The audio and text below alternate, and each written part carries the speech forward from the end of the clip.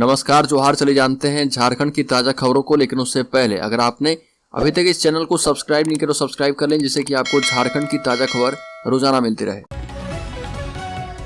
पहली बड़ी खबर, झारखंड मुक्ति मोर्चा विधायक लोबिन हेम्ब्रम ने कहा कि हूल दिवस के अवसर पर 30 जून को वो बड़ा विस्फोट करने वाले हैं। बीजेपी में शामिल होने से इनकार कर दिया, साथ ही नई पार्टी बनाने या आगे की रणनीति का भी खुलासा नहीं किया। मीडिया से बात करते हुए उन्होंने कहा कि मुख्यमंत्री हेमंत सोरेन का अब तक एक भी काम मुझे अच्छा नहीं लगा। गुरुजी ने अलग झारखंड दिलाया, पर उनका सपना आज भी अधूरा है। CNTSPT 1932 का खतियान कुछ भी लागू नहीं हो पाया। लोबिन हेम्ब्रम ने कहा कि 1932 के खतियान के मुद्दे पर हेमंत सोरेन ने अर्जुन मुंडा की सरकार गिरा दी थी, बाद में कांग्रेस के समर्थन से सरकार बनाई।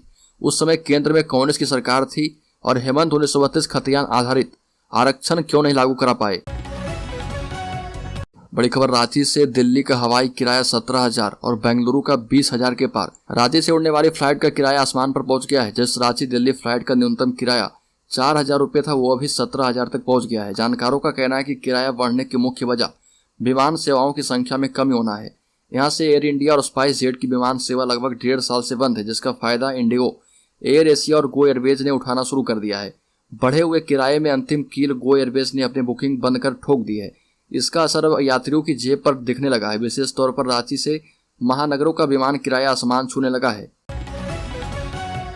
बड़ी खबर, मणिपुर के तनावपूर्ण माहौल से निकलकर झारखंड पहुंचे छात्र। मुख्यमंत्री हेमंत सोरेन ने की थी पहल। झारखंड के विद्यार्थी रात मणिपुर से सकुशल लौट आए। मणिपुर के तनावपूर्ण माहौल से निकलकर सकुशल घर वापसी की खुशी विद्यार्थियों के चेहरे पर साफ तौर पर झलक रही थी। पहले इनको हवाई मार्ग से पटना लाया गया। पटना से रांची लौटने के क्रम में जिनका घर रास्ते में पड़ा वो वहीं पर रुक गए। इसके बाद रांची के विद्यार्थियों को लेकर रात में बस पहुंची। बच्चे को लेने उनके अभिभावक भी पहुंचे थे। बताया गया कि 8 मई को रांची के छात्रों ने फोन पर सरकार के स्तर पर संपर्क किया था। जानकारी मिलने पर मुख्यमंत्री हेमंत सोरेन ने पहल की और सरकार को मणिपुर के हिंसाग्रस्त क्षेत्र से फंसे झारखंड के 21 छात्रों को वापस बुला लिया। बड़ी खबर, जमानत पर छूटा बाबा परिहस्त। देवघर पुलिस महकमे की बड़ी बेचैनी। हत्या, अपहरण, लूट जैसे संगीन अपराधों के कई मामलों में आरोपित बाबा परिहस्त को 3 दिन पहले जमानत मिली। अब वो देवघर सेंट्रल जेल से बाहर आ गए हैं, जिसकी सूचना मिलते ही पुलिस महकमे में बेचैनी बढ़ गई है। सूत्रों की माने तो जेल से रिहा होने के बाद बाबा परिहस्त के समर्थकों के द्वारा खुशी मनाई गई और पार्टी का आयोजन किया गया। वहीं जेल से बाहर आने के बाद बाबा कुछ नहीं करे, इसके लिए पुलिस अधिकारियों ने थानेदारों के साथ बैठक कर फिर से उस पर शिकंजा कसने की रणनीति तैयार की है। नगर सहित कुंडा और रिखिया थानेदारों के साथ वरीय पुलिस पदाधिकारियों ने बाबा परिहस्त पर कड़ी निगरानी रखने का निर्देश दिया। बड़ी खबर, झारखंड में अवैध खनन रोकने को उड़नदस्ता गठित किया गया। DIG को सौंपा गया निगरानी का जिम्मा। झारखंड में सभी तरह के अवैध खनन और कोयले की तस्करी रोकने के लिए सरकार गंभीर है। इसकी रोकथाम के लिए सभी प्रमंडलों में उड़नदस्ता बनाया गया है। आपको बता दें कि झारखंड सरकार के खान एवं भूतत्व विभाग ने राज्य पुलिस मुख्यालय को अवैध खनन की रोकथाम के लिए प्रमंडलीय स्तर पर उड़नदस्ता के साथ संबंधित क्षेत्र में छापेमारी में समन्वय एवं सहयोग के लिए टीम की मांग की थी और इसी के मद्देनजर उड़नदस्ता बनाया गया। रेंज IG एवं DIG के अधीन प्रमंडलों में यह टीम संपत्ति मूलक अपराध, रंगदारी एवं अन्य अवैध कारोबार में संलिप्त अपराधियों के खिलाफ भी कार्रवाई करेगी।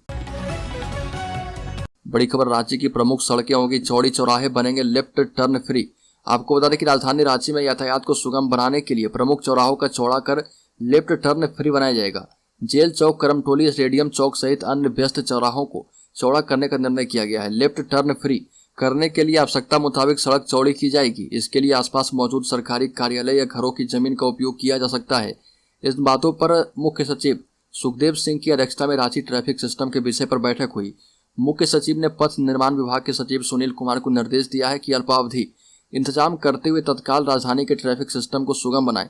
चौराहों का चौड़ीकरण और लेफ्ट फ्री के अलावा साज सज्जा भी किया जाएगा।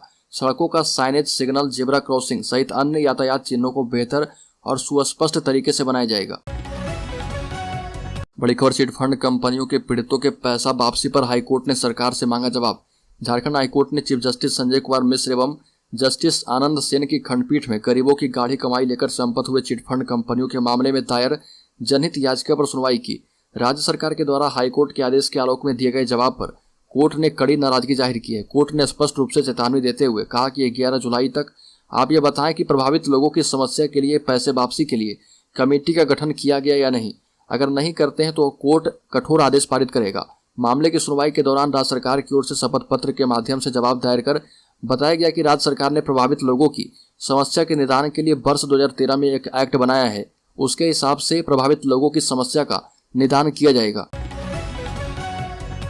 बड़ी खबर, पीएलएफआई ने ली खनन कंपनी के जीएम की हत्या की जिम्मेदारी, दावे पर पुलिस को यकीन नहीं। आपको बता दें कि पीएलएफआई ने हजारीबाग में खनन कंपनी के जीएम सह प्रोजेक्ट कोऑर्डिनेटर शरत बाबू की हत्या की जिम्मेदारी ले ली है। दूसरी ओर पुलिस इस दावे पर विश्वास नहीं कर रही है। सूत्रों के मुताबिक जानबूझकर पीएलएफआई का नाम लेकर जांच को दूसरी दिशा में भटकाया जा रहा। सूत्रों से मिली जानकारी के मुताबिक बताया जा रहा कि पीएलएफआई का नाम जानबूझकर आपराधिक तत्व ले रहे, जिससे जांच को दूसरी दिशा में भटकाया जा पाए। इसकी सबसे बड़ी वजह यह है कि इन दोनों ही क्षेत्रों में हाल के दिनों में पीएलएफआई की सक्रियता नहीं रही है। ऐसे में अचानक पीएलएफआई का नाम आने से पुलिस के कान भी खड़े हैं। जिन नंबरों से फोन आए हैं, पुलिस उन सभी नंबरों की जांच कर रही है।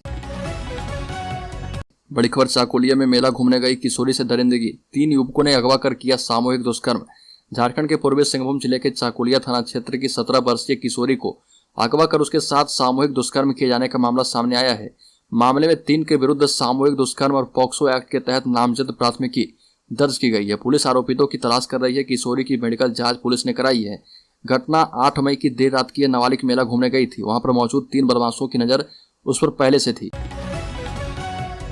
बड़ी खबर, राज्य में जनसेवकों का घटा ग्रिड पे, बढ़ा टेंशन। सरकार की योजनाओं को प्रखंडों में लोगों तक पहुंचाने में जनसेवकों की जो अहम भूमिका होती है उसे सरकार भी जानती है, और यह वो कड़ी है जिसकी बदौलत किसी योजना को जमीन पर उतारा जाता है। जनसेवक सीधे लाभुक से जुड़े होते हैं और ये लाभुक को योजनाओं के बारे में बताते हैं, साथ ही उन्हें राशि आवंटित होने की जानकारी देते हैं।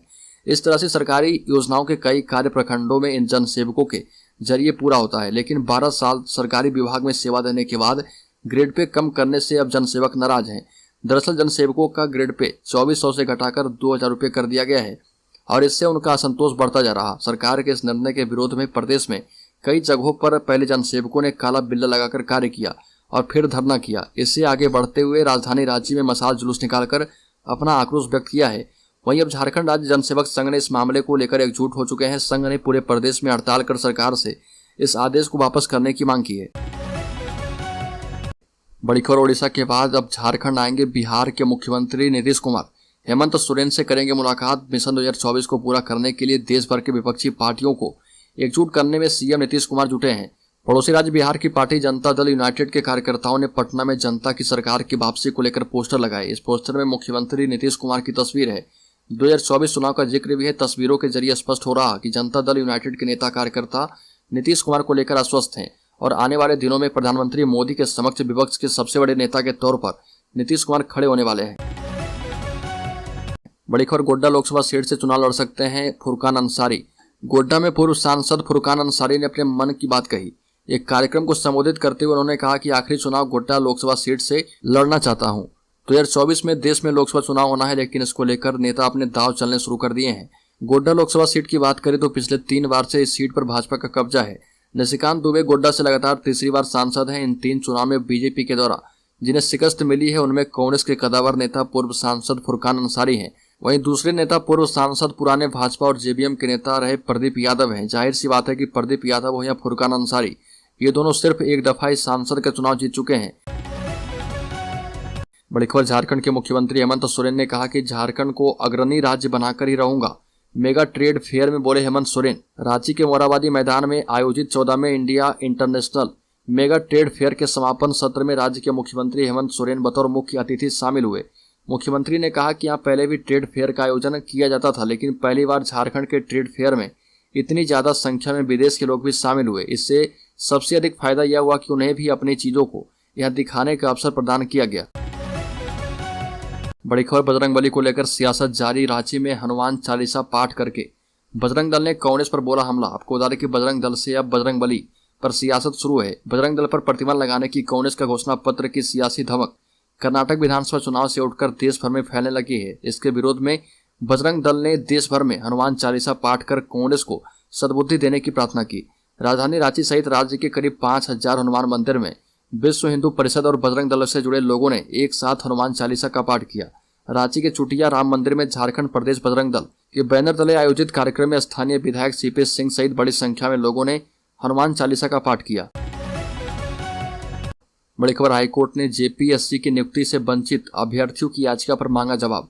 झारखंड हाईकोर्ट के न्यायाधीश जस्टिस डॉक्टर एस एन पाठक की कोर्ट में 7वीं जेपीएससी के अभ्यर्थियों की ओर से दाखिल 14 याचिकाओं पर एक साथ सुनवाई हुई। कोर्ट ने झारखंड लोक सेवा आयोग को जवाब दाखिल करने के लिए अंतिम मौका दिया है। अभ्यर्थियों की ओर से अधिवक्ता सुमित गाड़ोदरिया और अमितांश वत्स ने पक्ष रखा। जेपीएससी की ओर से अधिवक्ता संजय पीपरवाल और प्रिंस कुमार ने बहस की। इस याचिका में जेपीएससी की ओर से विज्ञापन शर्तों के मुताबिक कास्ट सर्टिफिकेट जमा नहीं करने के आधार पर नियुक्ति से बाहर करने के आदेश को चुनौती दी गई है। बड़ी खबर, बीजेपी एवं हिंदूवादी नेताओं को न्याय मिलने तक जारी रहेगा आंदोलन। शास्त्री नगर उपद्रव में भाजपा एवं हिंदूवादी नेताओं की गिरफ्तारी के खिलाफ महानगर भाजपा ने उपायुक्त कार्यालय के सामने धरना दिया और मौके पर सांसद विद्युत बरण महतो समेत जिले के तमाम बड़े नेता मौजूद थे। दीपक प्रकाश ने कहा कि बीजेपी संघर्ष की उपज है, कार्यकर्ता तानाशाही एवं दमन से घबराने वाले नहीं हैं। राज्य सरकार के इशारे पर कार्यकर्ताओं को प्रताड़ित किया जा रहा और उन्हें झूठे मामले में फंसाकर जेल में रखा जा रहा। जब तक भाजपा एवं हिंदूवादी नेताओं को न्याय नहीं मिल जाता, अन्याय के खिलाफ लड़ाई जारी रहेगी। बीजेपी प्रदेश अध्यक्ष ने यह भी कहा कि जुल्म की सीमा झारखंड में पार हो गई है। निर्दोष कार्यकर्ताओं को घरों में दबिश देकर उठाया गया। जो शहर में मौजूद नहीं थे उन्हें भी घटना में शामिल बताया गया। सब राज्य सरकार के इशारे पर किया गया है। बड़ी खबर, झारखंड और पश्चिम बंगाल का वन विभाग सीमा विवाद में उलझ गया है। पश्चिम बंगाल के वन विभाग ने झारखंड की सीमा पर अपना बोर्ड लगा दिया है। इस पर झारखंड के वन विभाग ने आपत्ति जताई है। कुछ समय के लिए दोनों वन विभाग आमने सामने आ गए। हालांकि बाद में मामला कुछ और निकला। दावा है कि विवाद सुलझा लिया गया है। हालांकि उक्त घटनास्थल पर दोनों ही राज्यों के वन रक्षक तैनात हैं। अब विवादित जगह पर जल्द ही झारखंड का वन विभाग पेड़ और अपना बोर्ड लगाएगा और यह पूरा मामला बोकारो जिले का है। दरअसल यहाँ पश्चिम बंगाल के वन विभाग ने झारखंड के सीमा क्षेत्र में एक जगह को अपनी वन भूमि के रूप में चिन्हित करते हुए बोर्ड लगा दिया था। बड़ी खबर, मंत्री बन्ना गुप्ता पर लगे आरोप मामले में राज्यपाल ने मांगी रिपोर्ट। कहा कि जांच करें सरकार। स्वास्थ्य मंत्री बन्ना गुप्ता के वायरल वीडियो मामले में एक नया मोड़ सामने आ रहा। खबरों से मिली जानकारी के मुताबिक इस मामले में अब राज्यपाल सीपी राधाकृष्णन ने राज्य सरकार को झारखंड के स्वास्थ्य मंत्री बन्ना गुप्ता पर लगे आरोपों की जांच कर कार्रवाई करने का निर्देश दिया है। साथ ही इससे संबंधित रिपोर्ट राजभवन को भेजने को कहा गया। इस बाबत राजभवन के द्वारा राज्य सरकार को पत्र भेजा गया है। राज्यपाल ने विधायक सरयू राय द्वारा मंत्री बन्ना गुप्ता पर लगाए गए आरोपों के आधार पर ही राज्य सरकार को जांच करने के लिए कहा है। विधायक सरयू राय ने 2 मई 2023 को राजभवन में राज्यपाल श्री राधाकृष्णन से मिलकर मंत्री बन्ना गुप्ता पर आरोप लगाया कि वो अपने पास प्रतिबंधित पिस्तौल रखते हैं। इसके अलावा श्री राय ने राज्यपाल को एक महिला के साथ वायरल अश्लील वीडियो चैटिंग करने की भी जानकारी दी है।